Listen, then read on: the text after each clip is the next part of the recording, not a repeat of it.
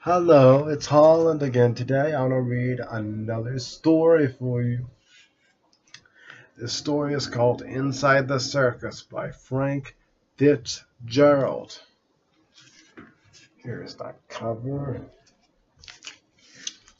Here's the back. Let's read it, shall we? Inside the Circus.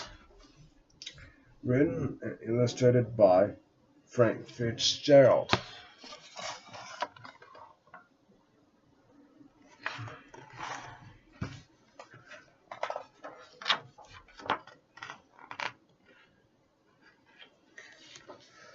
It was 6:30.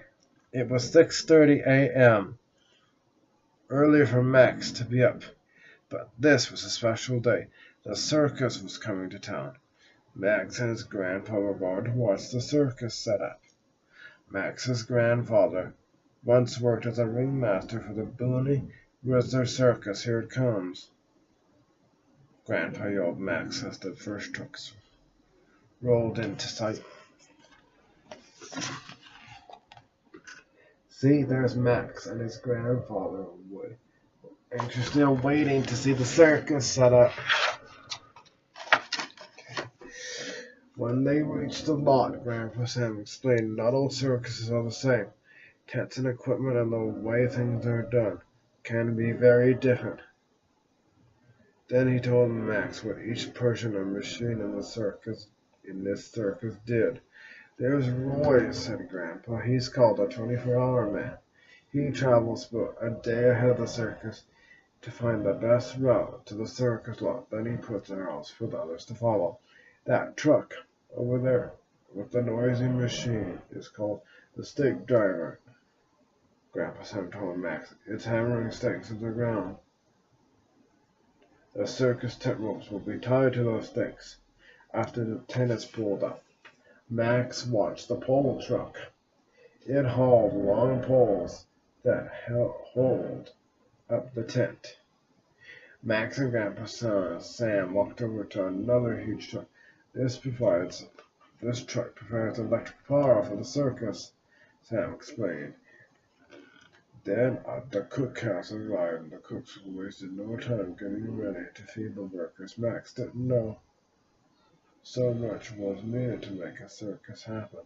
Look over there, Max said. Here come the animals. Here's this side and that side.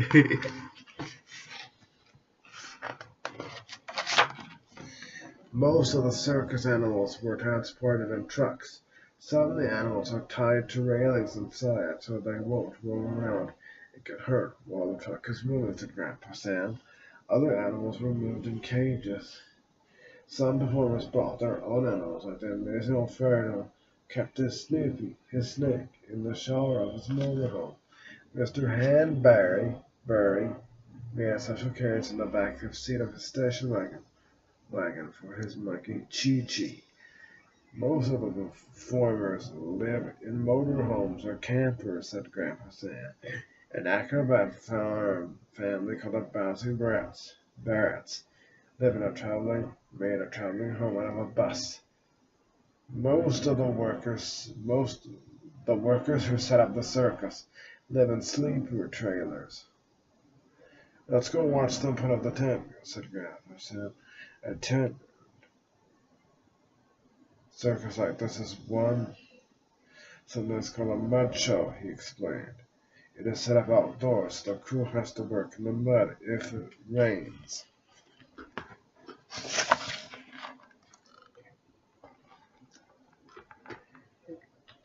See there?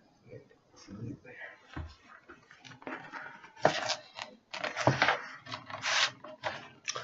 Time to set up the tent.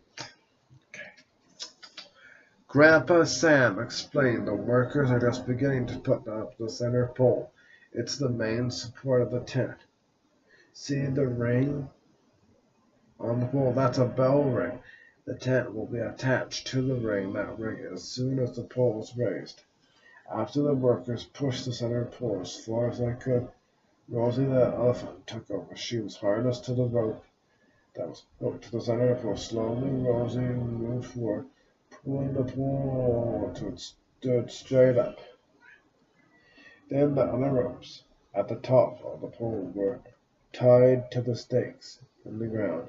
These ropes held the center pole firmly in place. Another truck drove around the pole, rolling sheets of tent material on the ground. Then the workers laced the tent sheets together to make one big tent, which was tied to the bell ring. Rosie was harnessed to another rope that was tied to the bell ring, and this time Rosie pulled the rope. The bell ring began moving up the pole, raising the tent that was attached to it.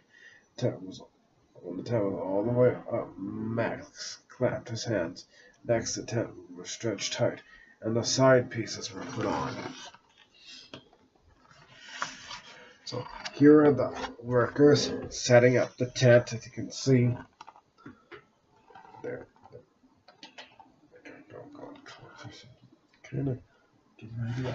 So they set up tent. This is how they set the tent. How they would have set the tent up. The big top was up. See, there's the big top. You can see the trucks and stuff around it. That's what it. Yeah, that's what it looked like. The big top. Inside the big top, the workers began putting the seats together for the audience. Some workers unloaded props and equipment. Others ran the cables and hung huge lights. Performers set up their own rankings to make sure they're safe. Grandpa said, "There's Mary, a trapeze artist, pulling up her own trapeze bar into the air." Max watched some acrobats practice and listened to them talk about getting Lutrix just as right. As he tried to turn the cartwheel, he didn't quite land on his feet, and Eduardo, the tongue lifted like held to Max up. "Just keep practicing," said Eduardo, laughing. "Practice is the secret." See them inside the tent. See, they're getting stuff ready.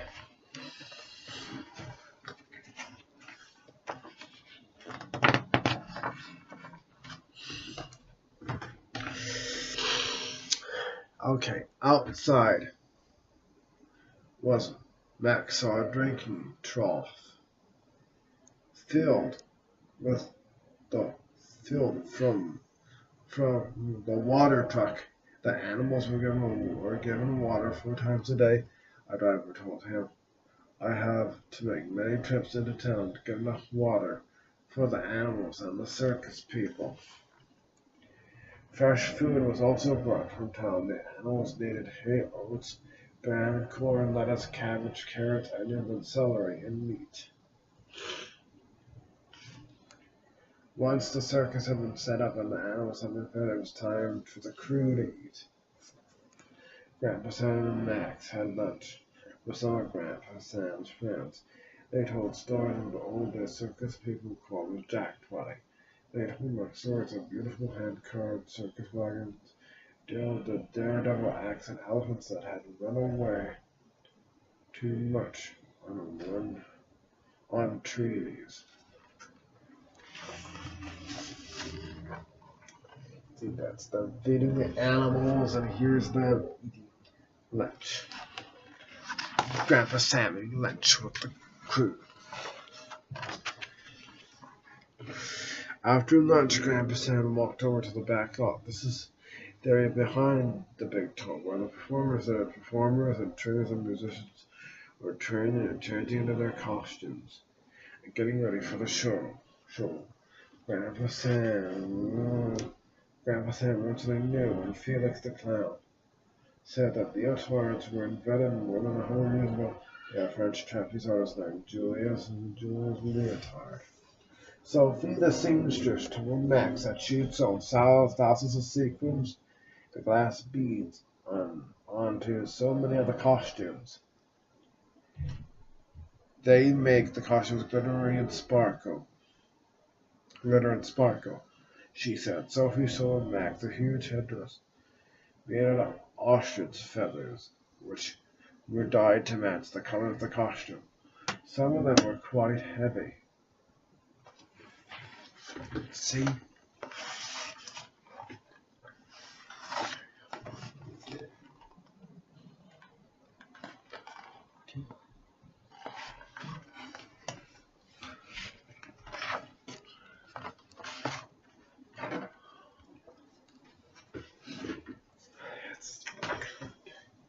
Mr.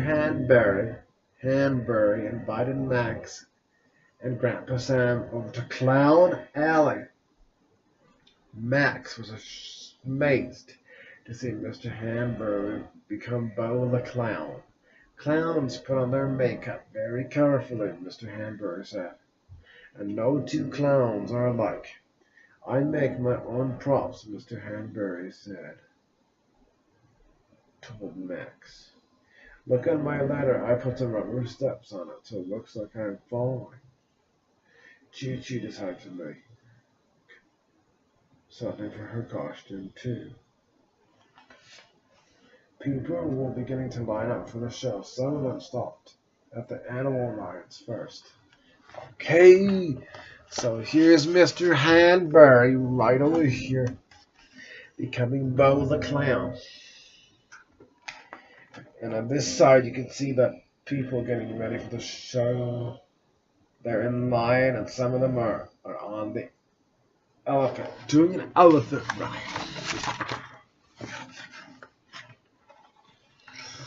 Let's begin. Somewhat kind of backstage, the performers were directed and signaled. The performance director signaled the performers to line up for their entrance. Then she made sure that everyone was in the right place. The grand entrance of performers and animals called the spectacle or spec. When the band starts playing, the performers know the show will begin soon, Grandpa Sam told Max. Here are the performers getting ready, standing in line, getting ready to go in and perform for the people. After a few tunes, the band stopped playing and the ringmaster stepped into the ring. With a boom was he announced, "Ladies and gentlemen, children, all welcome to the Booney Rizzler Family Circus. What a wonderful joy is a circus parade." Then the band started up and the spec parade began. Max knew the ringmaster was one of the most important people in the show. Grandpa Sam told him that the ringmaster girls are rushing to begin and at each act. To tell the band when to play, Max was proud of his grandpa who had been the ringmaster. He held Grandpa Sam's hand as they watched the spec go by. So here's them inside the tent, watching the spectacle.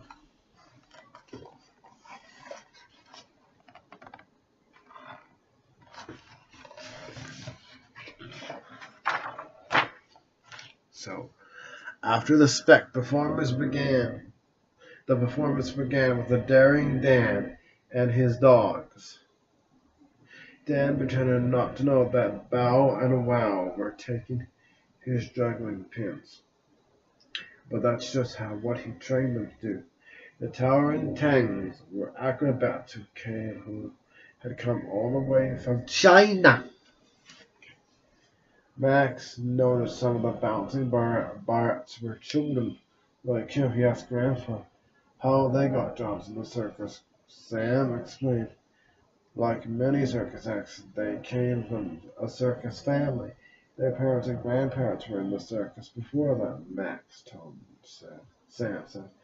Jamie Barrett and his sisters Valerie and Kristen grew up around circus equipment and learned to use it when they were very young.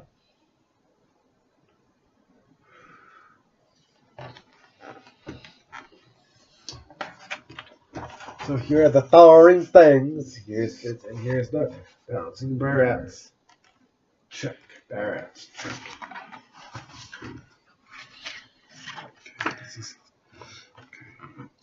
That isn't the only way to get to the circus, said Grandpa Sam, pointing at the lying tamer.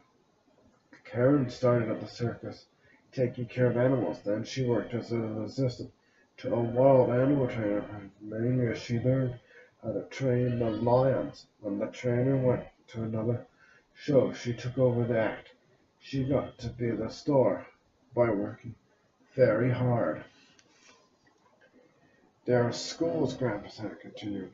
One circus has a special school for clowns. Max wondered what it would like to go to circus school.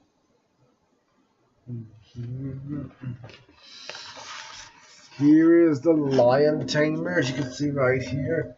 Here is the people watching the clown and the giraffe stuffed person in the costume.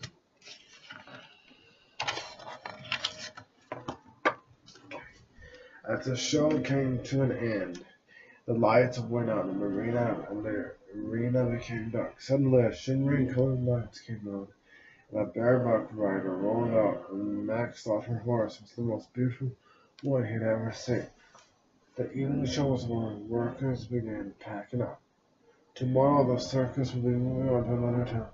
After everything inside the tent had been removed, the rope that held the building in place was untied, and Max was saying to see the big top slowly slide down the center pole and drop to the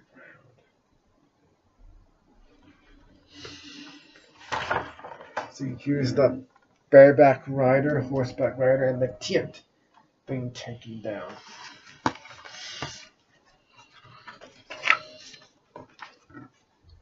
Early next morning, the circus drove off to another town.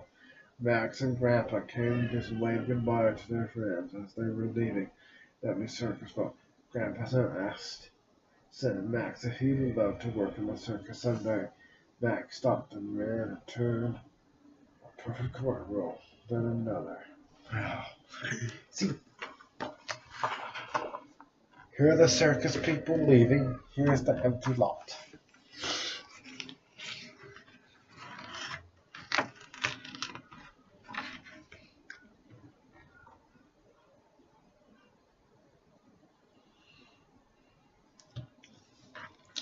Here is the back of the book. And again, the book is called Inside the Circus by Frank Fitzgerald. Here it is.